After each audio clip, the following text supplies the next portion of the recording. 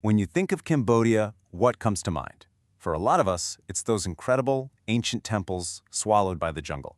But there's also this echo of a profound tragedy.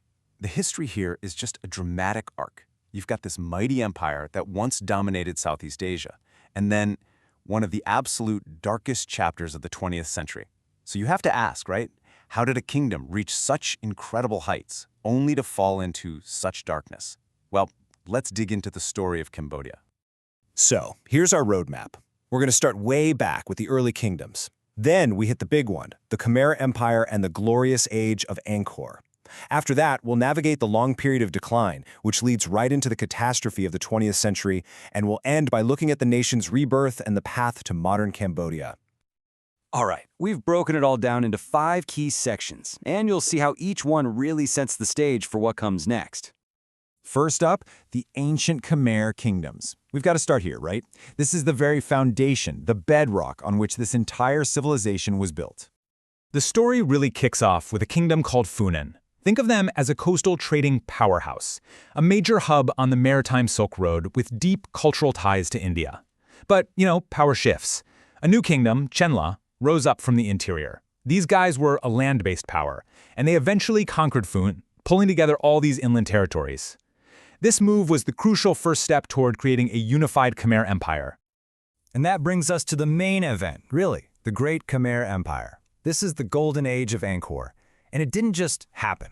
No, it was kicked off with this incredibly powerful ceremony that would basically define their rule for hundreds of years. So, what was at the core of this empire's power? It all comes down to one big idea, the Deva Raja, or the God King. In the year 802, the empire's founder, Jayavarman II, declared himself a divinely appointed ruler. And this was a huge deal.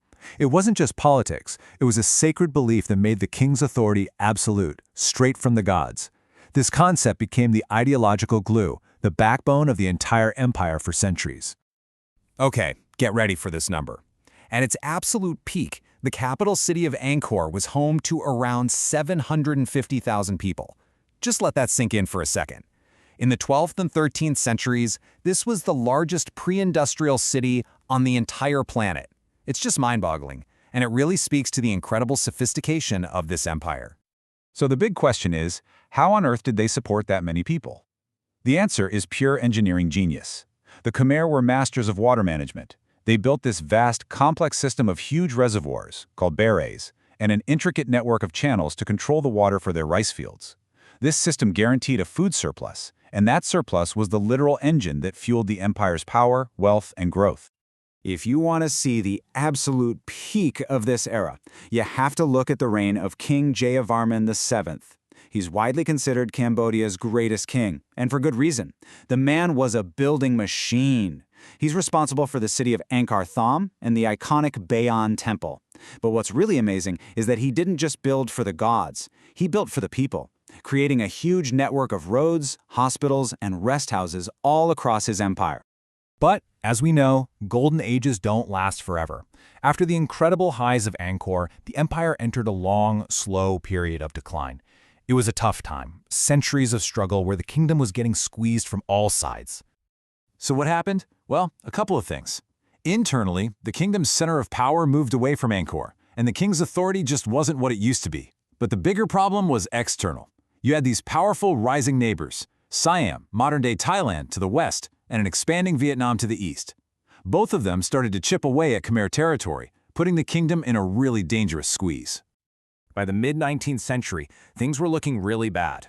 Cambodia was on the verge of being completely swallowed up, so King Norodom had to make an incredibly tough choice. In 1863, to save what was left of his kingdom, he signed an agreement that put Cambodia under French protection.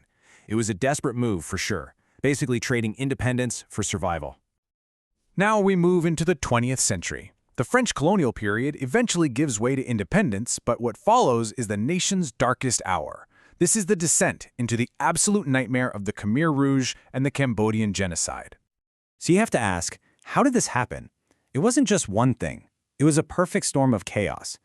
You had the Vietnam War spilling over the border, a massive secret U.S. bombing campaign that devastated the countryside, and all of this fueled a brutal civil war that just ripped the country apart. And look at how quickly it all unraveled. The U.S. bombing ramps up in '69. The very next year, a military coup topples the government, and a full-scale civil war breaks out. And then, just 5 years later, on April 17, 1975, it's over. The Khmer Rouge forces march into the capital, Phnom Penh. That year, 1975, became what the Khmer Rouge chillingly called Year Zero. They wanted to restart society from scratch. Their first move?